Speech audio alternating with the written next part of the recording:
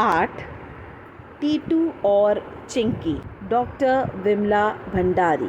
टीटू गिलहरी और चिंकी चिड़िया दोनों पड़ोसिन थीं। टीटू का घर पेड़ की खोखल में था और चिंकी का घोंसला पेड़ की शाखाओं पर।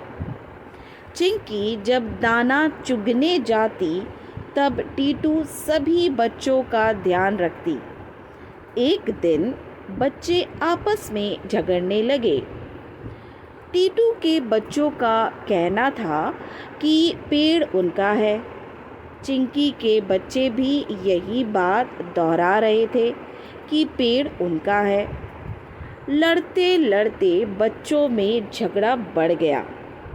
हम पड़ोसी हैं, हमें मिलजुल कर रहना चाहिए, टीटू उन्हें समझाने लगी। किंतु माँ चिंकी चिड़िया के बच्चे फलों को झूठा कर देते हैं। भला हम झूठे फल क्यों खाएं जबकि पेड़ हमारा है? टीटू के बच्चे मिंटू ने कहा। तुम कैसे कह सकते हो कि यह पेड़ तुम्हारा है? चिंकी के बच्चे रिंकी ने प्रश्न किया। हम पेड़ के तने में रहते हैं, हमारा जन्म इसी खोखल में हुआ। पेड़ का तना हमारा तो शाखाएं भी हमारी, शाखाएं हमारी तो फल भी हमारे, टीटू के बच्चों ने जवाब दिया। यह सुन चिंकी के बच्चे फुर से उड़कर शाखाओं पर जा बैठे और कहने लगे, पेड़ हमारा है, इसकी टहनियों पर हमारा बसेरा है, इस पर हमारा नीड़ बना हुआ है जिसमें हमने आंखें खोली। हम तुम्हें टहनियों तक नहीं आने देंगे और ना ही इसके फल खाने देंगे। टीटू गिलहरी यह सुन बड़ी परेशानी हुई।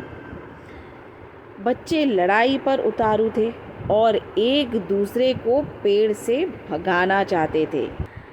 वह उन्हें समझाने लगी, बच्चों, बात उस समय की है जब तुम लोगों का जन्म भी नहीं हुआ था। मैंने और चिंकी ने अंडे दिए। अभी एक दिन भी नहीं गुजरा था कि आसमान में अंधेरा छा गया। तेज़ हवाएं चलने लगी।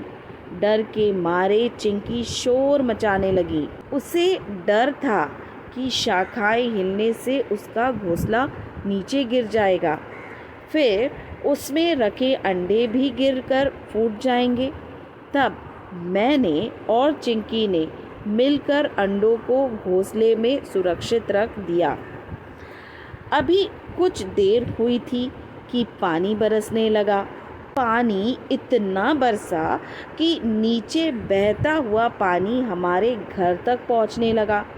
हमें फिर चिंता होने लगी, हमारा घर डूब गया तो यह पानी अंडों को बहा ले जाएगा। तब मैंने और चिंकी ने मिलकर सभी अंडों को घोंसले में पहुंचाया। फिर हम दोनों ने पत्तों से घोंसले को ढक दिया। जैसे तैसे रात बीती।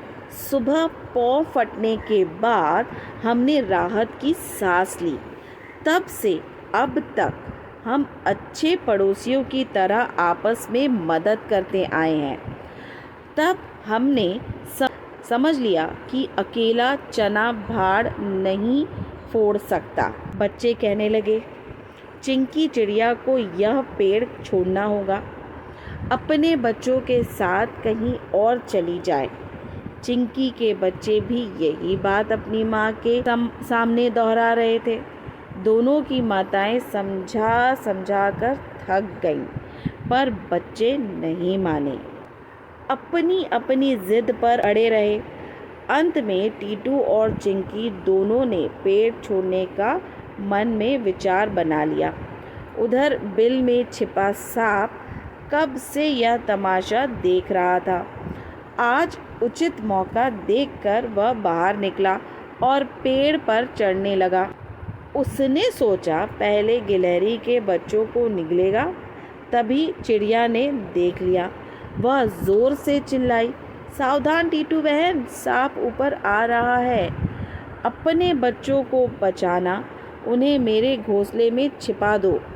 कहने के बाद वह पेड़ के तने पर चोंच मारने लगी। जहाँ जहाँ चिंकी की चोंच लगी, पेड़ से गड़ा चिपचिपा दूध बहने लगा। चिपचिपे गोंद के कारण सांप का पेड़ पर चढ़ना मुश्किल होने लगा। इधर टीटू ने एक एक कर सभी बच्चों को चिंकी के घोंसले में पहुंचा दिया। चिंकी के साथ उसके बच्चे भी मदद कर रहे थे। हालांकि अभी उनकी चोंचें नरम और नरम थी। थक हार कर सांप वापस बिल में लौट गया। टीटू और चिंकी के बच्चों ने एकता की ताकत को देख लिया था और साथ ही में पड़ोसी धर्म को भी समझ लिया था। अब उन्हें माँ के समझाने की ज़रूरत नहीं थी। वे जान गए कि 1 और 1 11 होते हैं।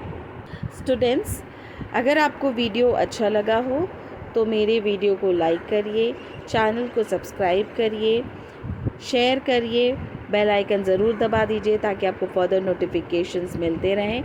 Till then, good bye.